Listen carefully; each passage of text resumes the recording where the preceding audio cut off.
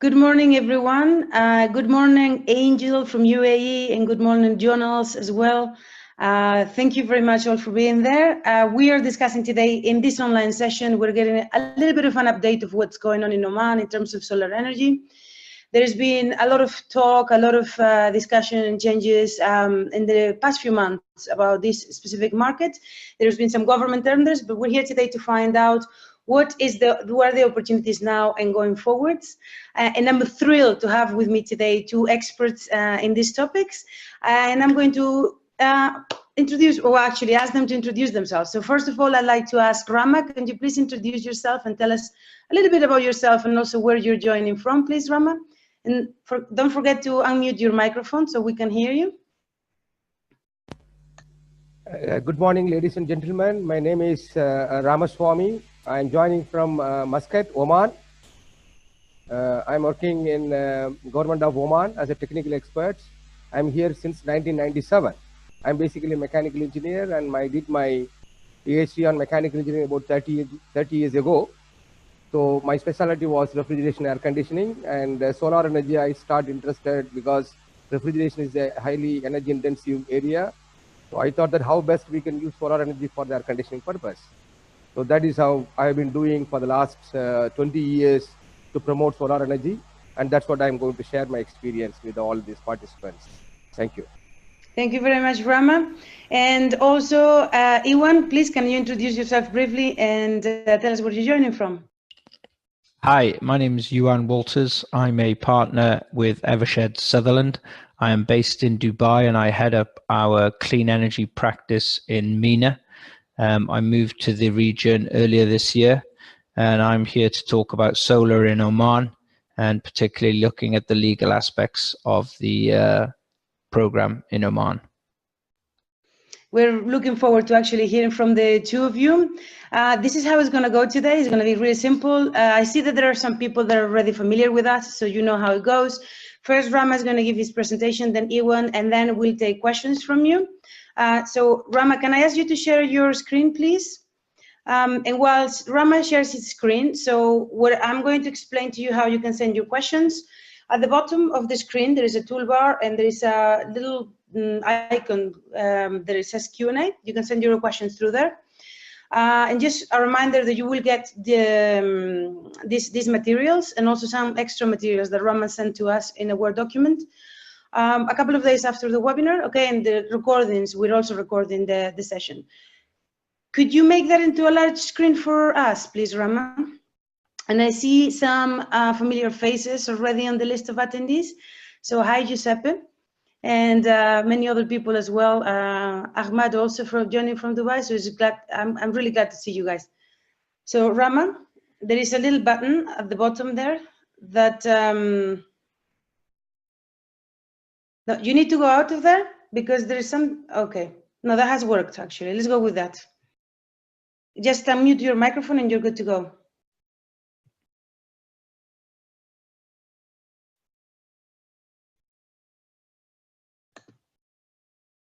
Actually, Araceli, can I ask you to unmute Rama? You are able to hear me now, everybody? Yes, we can hear you perfectly. Thank you, Rama. Okay, thank you, and thanks very much for giving me an opportunity. As I told you, I'm here since 1997, and I'm basically being a mechanical engineer. My aim is to create awareness about the solar energy because I'm basically from the very blessed country where the sun god is so much given energy here, which is probably the potential is not tapped that much. But now the awareness has created, government of Oman is very serious, and particularly for the last 10 years, there are a lot of activities going on, and that really has really changed the lot of private partners and government institutions to promote solar energy in Oman in that. I still remember way back. Sorry about this disruption, but your screen appears to be, there is like a little bit of a problem with it. There is like a couple of things. So can I ask you to go to the top, stop sharing your screen, and let's do it again because there has been some problem. So just to remind you, just make sure that Is it okay? No, there is like a little note at the bottom that says, please move this window away from the shared application. So can you just exit that screen? Exit. And then when you choose the screen, make sure to choose the PowerPoint document. You need to exit again. Exit again. At the top of the screen, there is a stop sharing. Stop sharing for us. Okay. Okay, now when you share the screen again, make sure to pick the document instead of the desktop, just so that we don't have any messages or anything. Sorry about this, technical issues. Sorry, guys. Okay, so this is a PowerPoint. This is one I have to open it. That I'll open it. Open it, okay, and then share it. All right, let's try this time then. Just press there at the bottom to share full screen.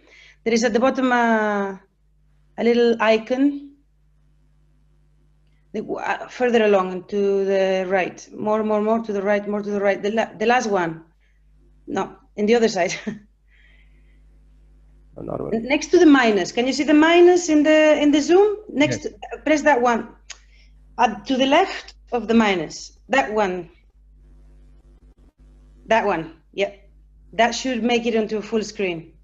In fact, you don't need to touch the minus. You just need to press the actual big screen, the big presentation. Yes, yes.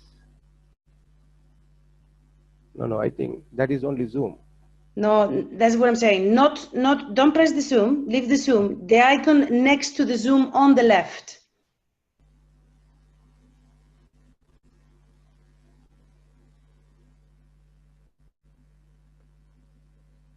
Okay? Okay, that one's fine. Thank you. Okay. I'm sorry for this thing, and don't worry.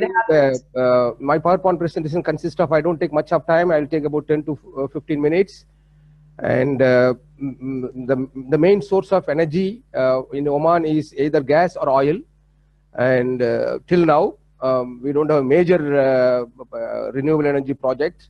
But that's what recently for the last 10 to 15 years, I've been giving many lectures in various platforms, either in the institute or academics or some of the conferences.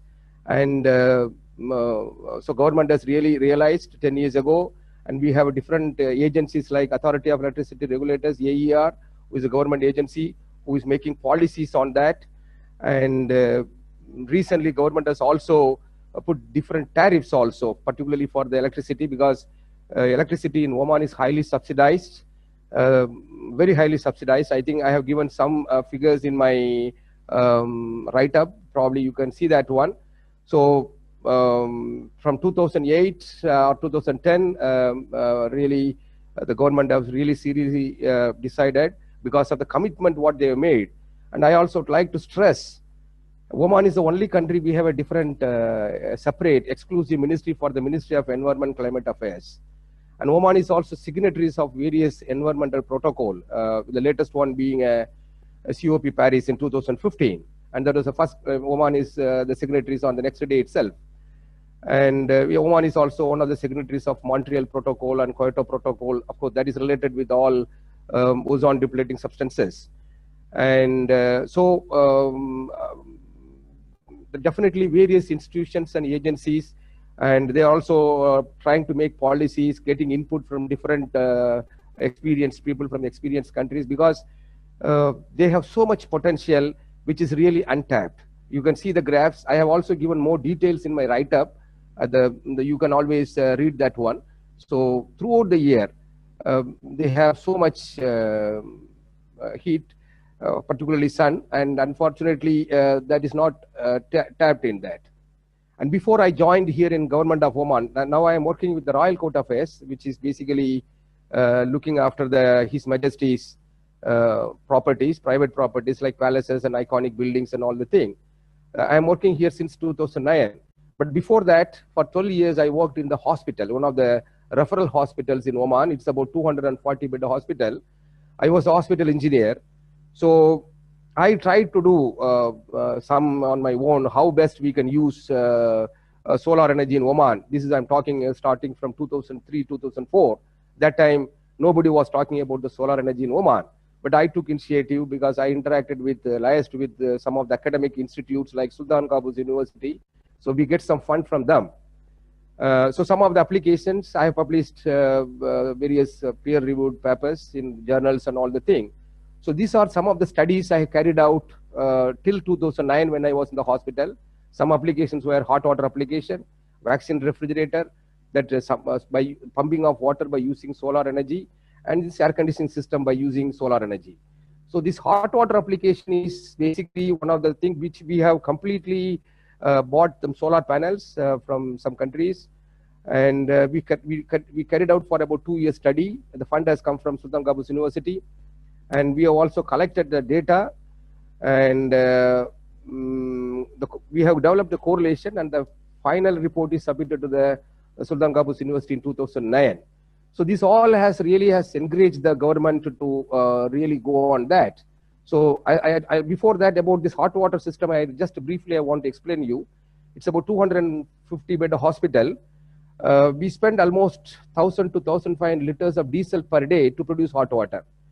And it is not only a diesel, plus the amount of pollution it creates, carbon monoxide and carbon dioxide. It's only for hot water and little bit for my autoclave machines, sterilization machines and all the things, the steam. So when I wanted to introduce this hot water system in the hospital, doctors being slightly, the administration was not that much comfortable because nobody wanted to take a risk.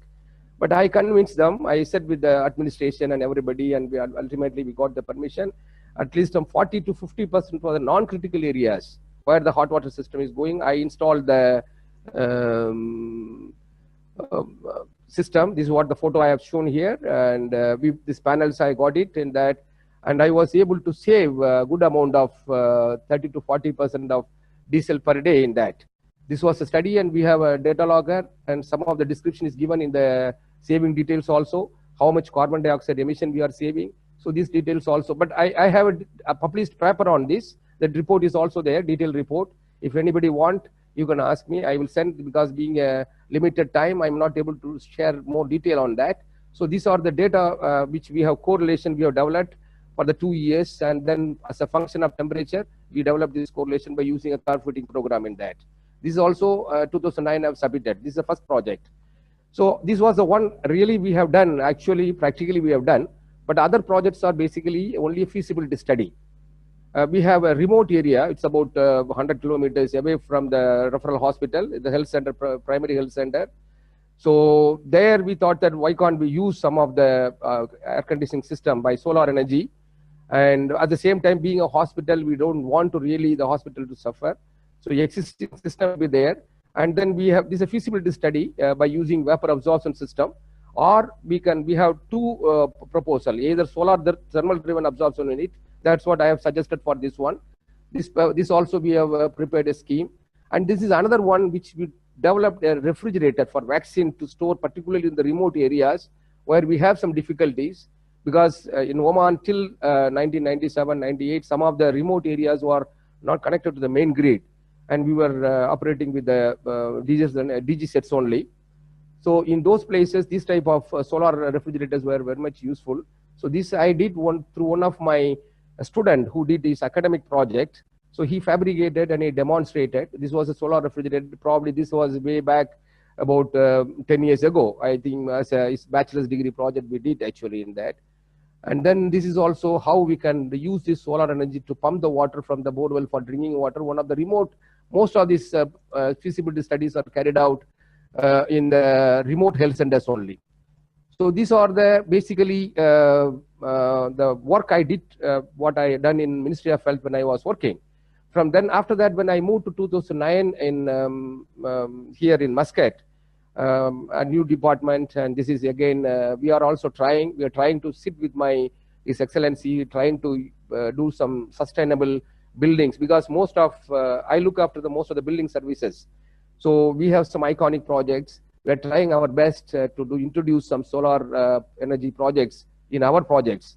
So some feasibility studies we are trying. Even now, one of our projects in somewhere 200 kilometers away from Muscat, we try to use such a solar energy, and the discussions are going on. As I told you, the inertia is slightly too much here, and maybe earlier people were slightly apprehensive to go for that because of many factors like technical know-how, the availability of technical skill, the maintenance and all the things. So and moreover, the efficiency and all the things in that. And again, I want to stress here, if you see, if anybody read the Vision 2020, Oman Vision 2020, it was the 10% of the energy should come from the renewable energy.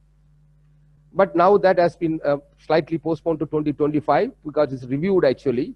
Unfortunately, the action plans was not drawn, but now people have also awakened and they also started making various plan for that. There are various things, because why people were not taking much interest, it was because of the energy is highly subsidized in that. So that is the reason in that. So these are some of the latest cost comparison, like even solar, almost it is coming down. Like if you have a solar power generation, it is even better than the diesel power generation also in that. So this is also, you can see that on that basis, Oman has created some of the shortlisted pilot project, because here we have a different kind of institutions for the power distribution.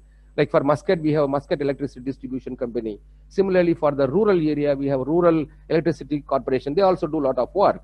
And then a lot of amount of good work is done by PDO actually, the Petroleum Development of Oman, where they are the source for our National Institute for Oil Exploration and Oil Distribution in that. So they normally, about 15 years ago, they have used a technology called as enhanced oil recovery. So it is nothing but you have to inject a huge amount of steam to extract oil more efficient way. I put in a simple term. But to produce a steam, you have to use huge amount of gas or oil, actually, like through boilers in that.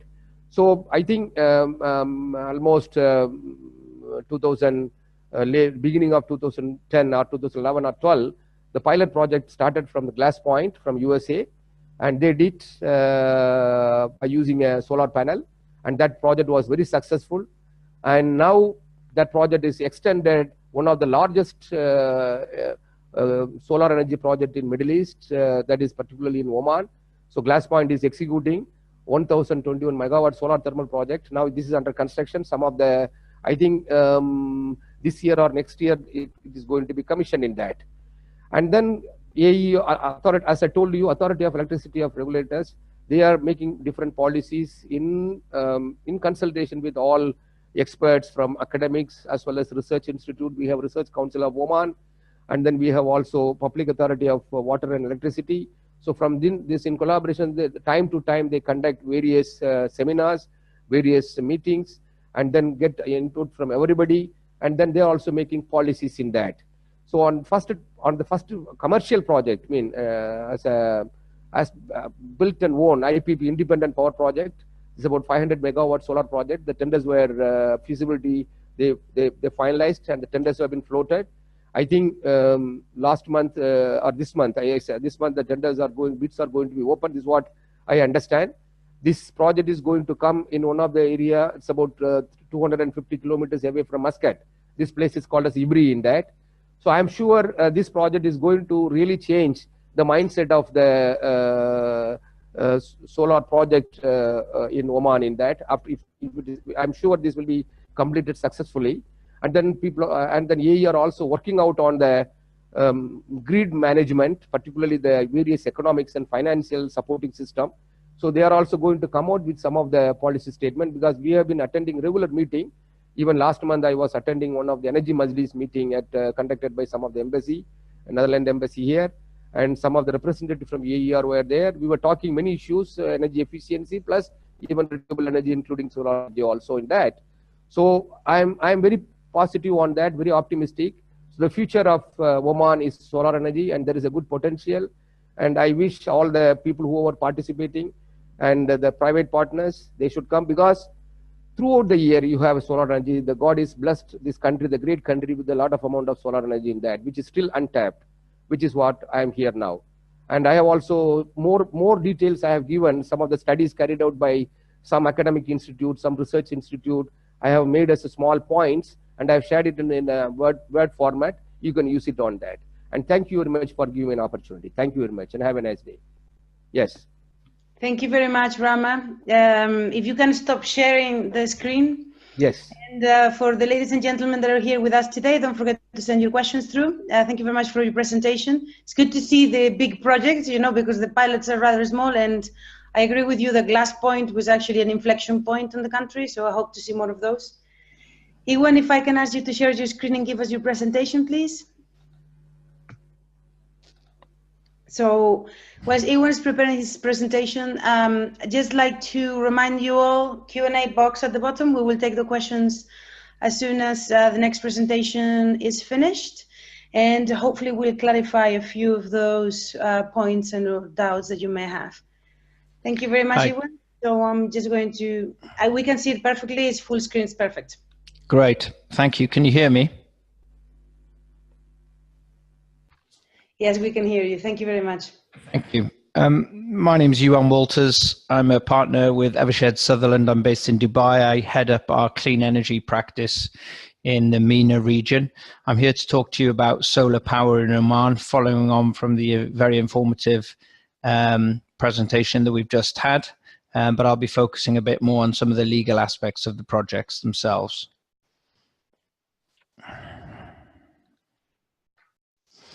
I wanted to give you some background and some of the challenges being faced in Oman to put into context the huge opportunities there are for solar projects in Oman in particular. As was mentioned on the previous presentation, the oil sector is the predominant energy sector in Oman, and the majority of the export revenues and the government spend are all driven by the revenues created from the oil sector. It's the largest non-OPEC oil producer and natural gas exporter in the Middle East as a country. And hydrocarbons make up 50% of Oman's GDP at this current point in time. And a third of Oman's current energy needs are currently met using oil reserves. At the moment, what we're seeing is that Oman, like many other countries in the Middle East, is trying to diversify its economy and diversifying its energy mix so that it moves away from being wholly reliant on conventional energy. It's estimated that Oman's oil reserves are predicted to have a remaining lifespan of 40 years. And you compare that to some of the other countries in the Middle East, which have a lifespan of, you know, if you look at Abu Dhabi, it's estimated that that lifespan is around 100 years. One of the other difficulties and challenges with the oil reserves in Oman is how accessible it is. And as was mentioned earlier, there is a need to use techniques like enhanced oil recovery techniques to access that oil, because it's harder to access than in some of the other jurisdictions in the Middle East. So that's some of the background to the energy sector in Oman and some of the challenges that are being faced in servicing those energy supply fields to give the consumers and domestic users of energy what they need in Oman. If we then turn to look at some of the opportunities for solar in Oman, there's been a huge demand increase for energy in Oman. So I think it's estimated that there's been an 8% increase in demand year on year, and that this is estimated to likely to increase until 2022. Some of the factors driving this huge increase in demand are set out on the slide. So there's an increase in population, there's an increase in tourism, there's an increase in household income. All of those things will drive the demand for power and the demand for electricity. There's a drive, as was talked about earlier in the presentation, for economic diversification and expansion of heavy industries. All of these things drive the demand for energy. There's already been a severe strain on the power infrastructure historically in Oman. So if you go back to 2009, 2010, there were severe power shortages due to the rapid rise in demand of energy. I think it's estimated that the demand in energy has risen by 180% between 2000 and 2010. I think one of the other challenges that Oman faces is that a huge percentage of the gas it has is exported under long-term contracts, so it cannot use that gas domestically. So if you put all of those factors together, that means that there is a potential problem for the energy needs in Oman, and Oman as a country needs to look at how it's going to service its energy needs going forward. all of this ties in then, this is some of the background and some of the challenges. This then ties into what are the opportunities for solar in Oman. So there's a National Energy Strategy 2040, which sets out the goal of having 10% of Oman's generation mix from renewables by 2025. I think that's estimated to be 2.6 gigawatts. So that's a decent target to achieve by 2025. Oman, as was mentioned, has got some of the best radiation in the Middle East, so it lends itself very well to solar projects.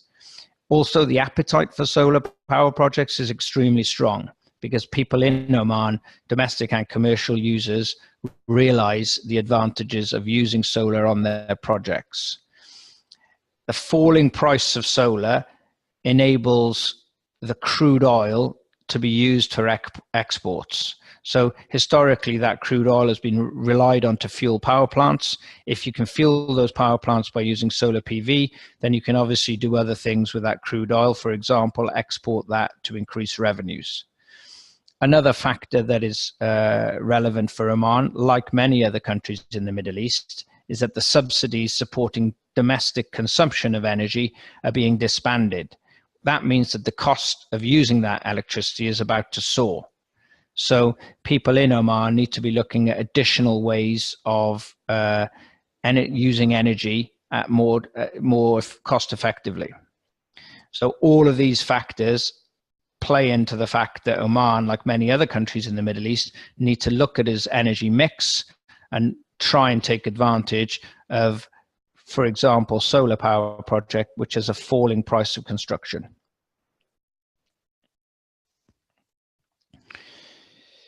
So we then turn to what the existing position in Oman is. Having looked at some of the background and some of the challenges, we'll now turn to what is in place already that has taken advantage of this opportunity for solar and what the future holds in Oman. So we've got some wind projects in Oman already, and then we have the PDO project, the Petroleum Development of Oman project, which is a 1 gigawatt project that uses solar power to create steam. Instead of using gas, it uses solar power to create steam, which then can be used to create the oil and get hold of the oil, which is harder to get hold of in some of these oil fields in Oman. The cost of extracting the oil using the solar is competitive with using gas, but the key advantage is you can then use the gas and you can monetize that gas. So in short, the costs are similar between using solar and gas, but the value is much greater if you use solar because you can do other things with the gas. So that's the key differentiator on this PDO project, which is the largest solar project in the world. We then turn on to the IBRI 2 projects, which are to the west of Muscat and with a commercial operation date anticipated to be in 2021. There are 12 developers that have already qualified. And there's been an announcement recently that there is also going to be a second phase of the OPWP project, which is the Oman Power and Water Procurement Company projects. So they've already issued the first phase, which is IBRI 2.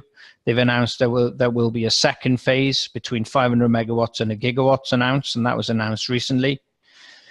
And according to the OPWP 7-year plan, there will also then be a third solar IPP and 2 further wind-based IPPs.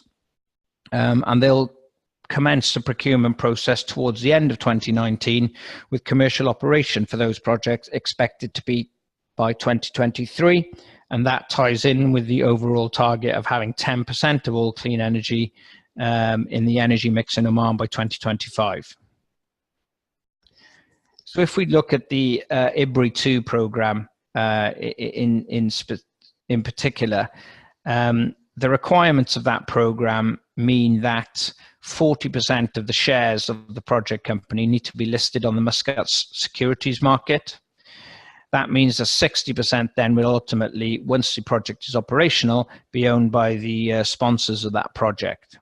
From a project finance perspective, for us, the key is to making sure that the sponsors on that diagram, the bidding entities, are incorporated outside of Oman so that they can grant security over their shares and assets to the project financing bank. If you have an Omani entity that needs to grant security to the project financing bank, that means that you need to enforce that security through the Omani courts, and that can take anything between 6 months to much longer. And actually monetizing that security is difficult in Oman because you need to sell the shares in a public auction, and there's no reserve around what that price you would get would be. So in our view, how these projects are structured is that you have bidding entities incorporated outside of Oman, and then you issue the security in those bidding entities to your project financing bank, and that gives greater flexibility to the bank if it needs to monetize its security.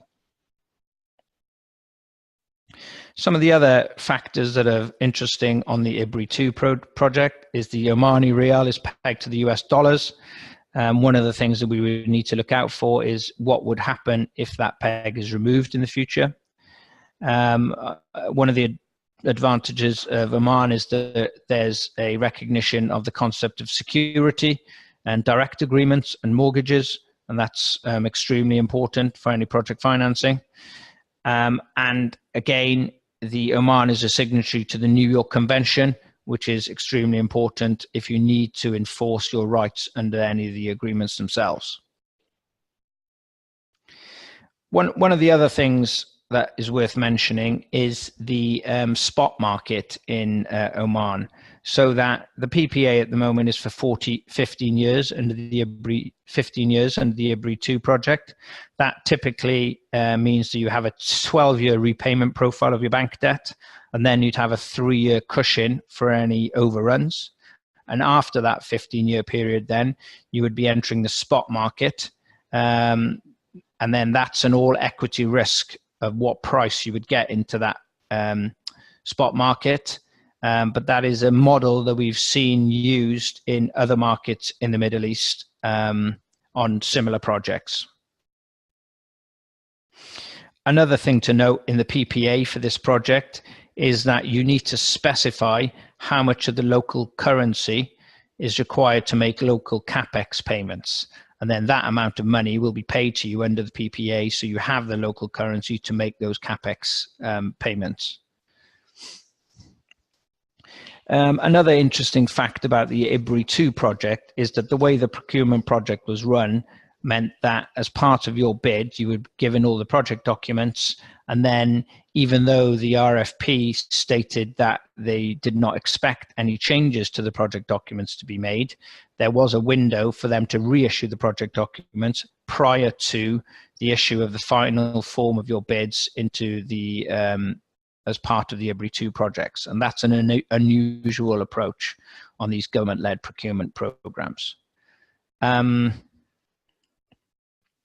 that's all I had to say. So I'm happy to take questions now, or I'm not sure if any have been sent through by email, but I'm sure we can check that as well now.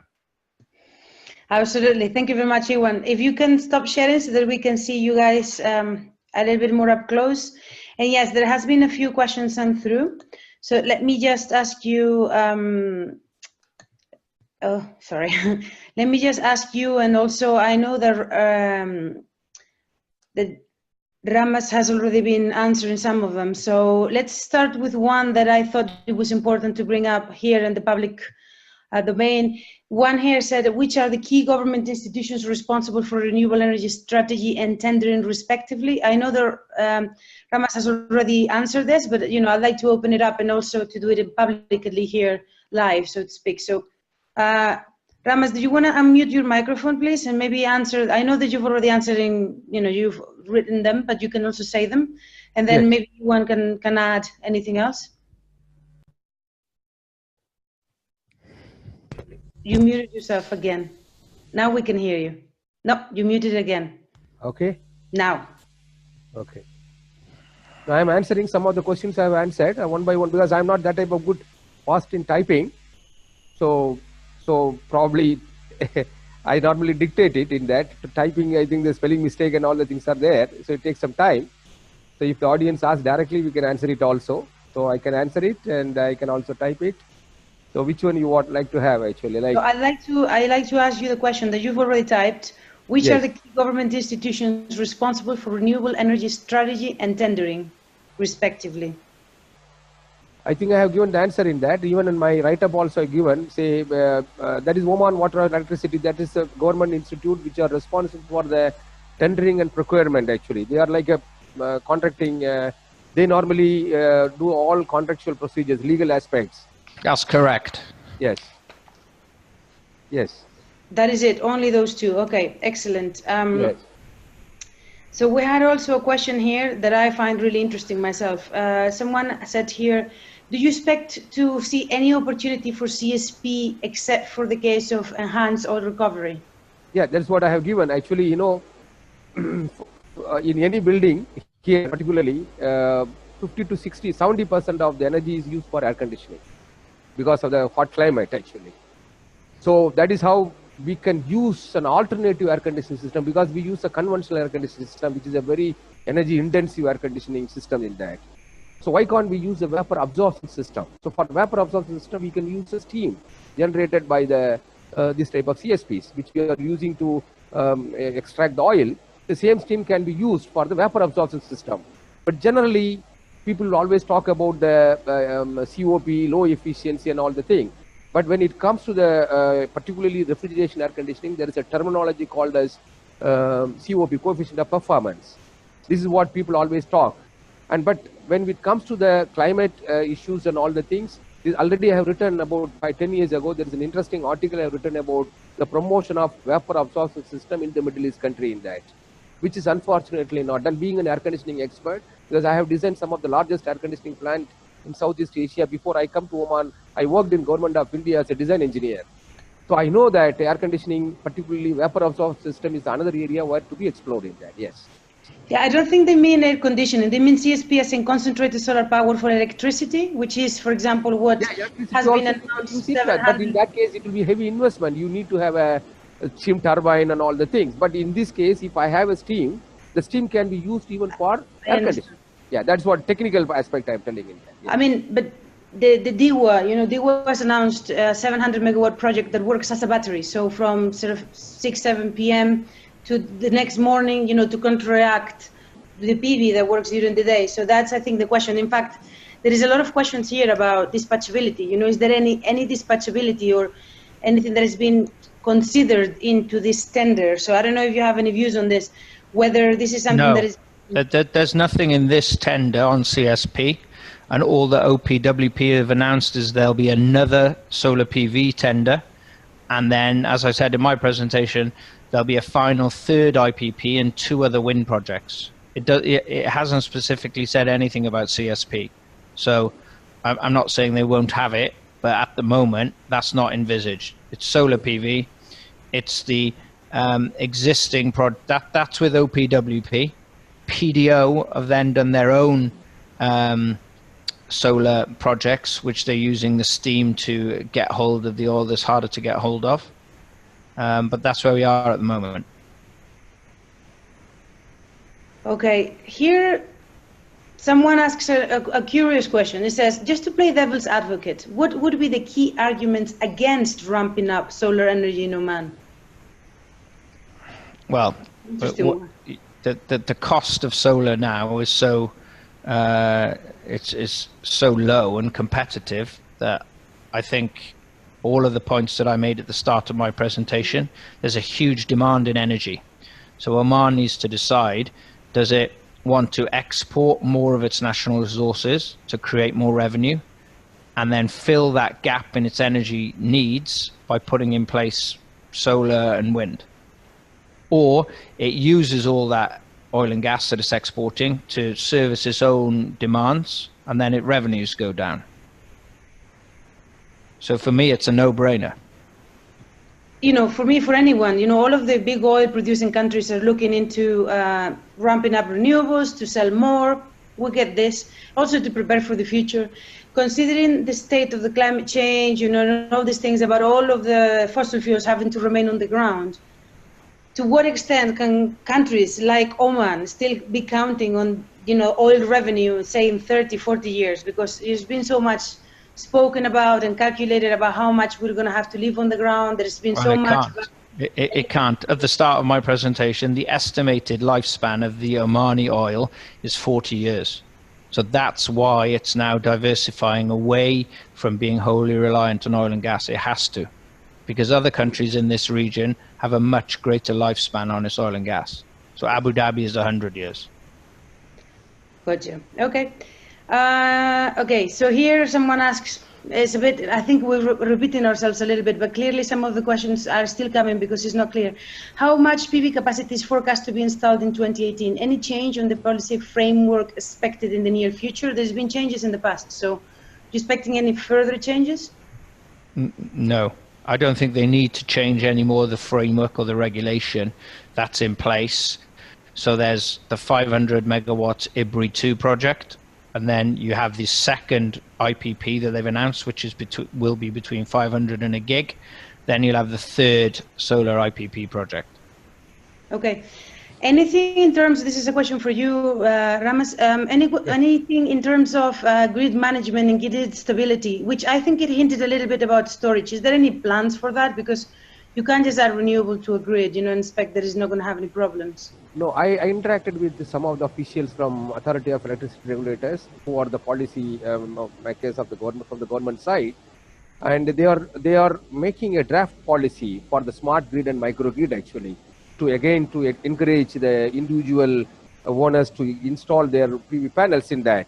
That is still on the study side. Probably very soon it will come now. Once it comes, definitely it will be more attractive, and even most of the building in the roof probably can be better utilized for installing this type of PV panels, and they can generate, because it will have a different tariff rates. You don't have tariffs here actually, not like in Europe. So the economy of that one, the AER is under study. I think I'm sure by 2019 or 2020, they will come out with some well-defined policy on that, on the microgrid as well as smart grid. Yes, as on date, there is no defined policy on that, yes. And there's another two questions here that mention you. First is, when do you think the second 500 megawatt solar PV tender will be announced? I think that already he has, in his PowerPoint presentation he has given, Mr. Ivan has told actually. Oh, the date actually, exactly. Okay. So that probably the date, that was announced last week. Sorry, they announced that the second tender will take place, and bear with me. When? Bear with me, I'll find out now. That's okay. In the meanwhile, I can just ask, what do you think about local content that will have to be... I think the local content is 15%, calculated by reference to the expenditure on Omani goods and services as percentage of the total capex. Yes. Fabulous. And I just, once that you find that detail, I just have a question for you. We've gone through most of the questions. There was a lot actually, but we've managed to go through them. It was like 13. If there is any other questions, okay, they're still coming in. I have a question of my own. I think that for a country like Oman, considering it seems like the objectives for renewable energy are on the low side. 10% by 2025. I mean, they could be achieved within a year. Why the slow pace on tackling this issue, considering the fact that they could be exporting a lot more now? Necessity is the mother of invention, no? Because most of the time the energy is highly subsidized, so nobody wants to go for it. As always human being, we always think that okay, we will do. But now the necessity has come, as Mr. Rival has correctly told. Huge amount of oil, gas and everything that can be definitely can be utilized, exported, and the revenue can be increased if the solar potential is utilized properly. So that is how now people have realized, and that's what the government is woken up and making a lot of policies, but it is late. As I told you, if you see Oman Vision 2020, it was Up by 2020, the renewable energy, 10% of the energy should be from the renewable sources.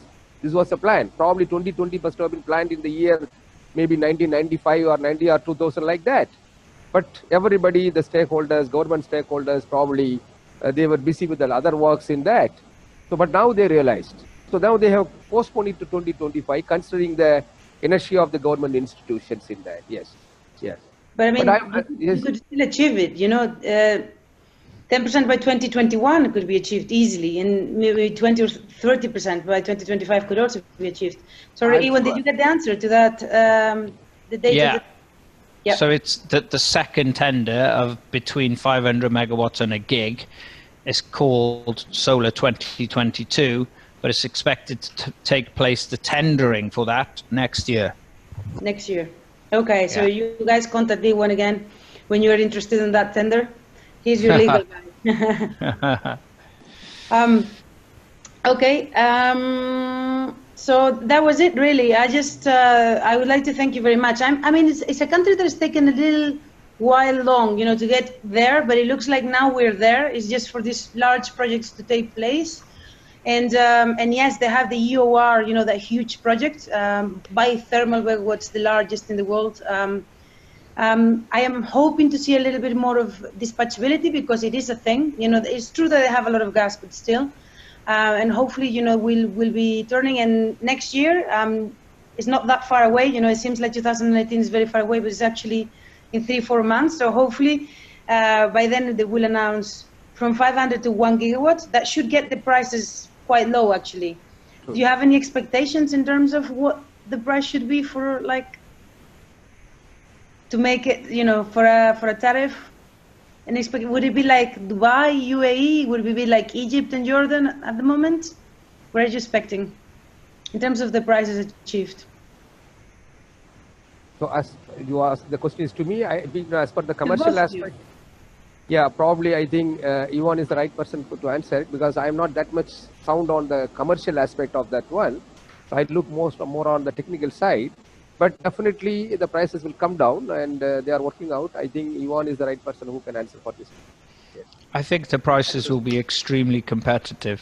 I think if you looked at the 12 people who are pre-qualified, then it would be as low as you will see in any other market, I think, because it's a sophisticated market from an IPP perspective. But I guess the counter to that is it's the first commercial IPP for solar. But the 12 developers that are pre-qualified are very sophisticated developers who will be doing everything possible to drive down their pricing to be as competitive as possible. But it may not be as low as some of the other markets that you mentioned earlier, because those are beyond their first round of tenders. Well, thank you very much. I'd just like to thank you, Iwan, very much for your help, and also Rasma, also for your help and for participating today, and all of the people who are there with us. Just a reminder, yes, we will share the presentations with you in a couple of days at most, and we have recorded the session, so you can always watch it again. If you have any questions for any of our speakers, please let us know or contact them directly. They've given their email addresses, so it shouldn't be very hard. And you know, it's a good way to also get to know who's the right person. If you're interested in the Oman market, these are two people who can possibly guide you and help you, handhold you in your projects. Thank you very much, and see you next time. Bye. Thank you. Thanks a lot. Bye. Bye. Bye. Thank you. Bye.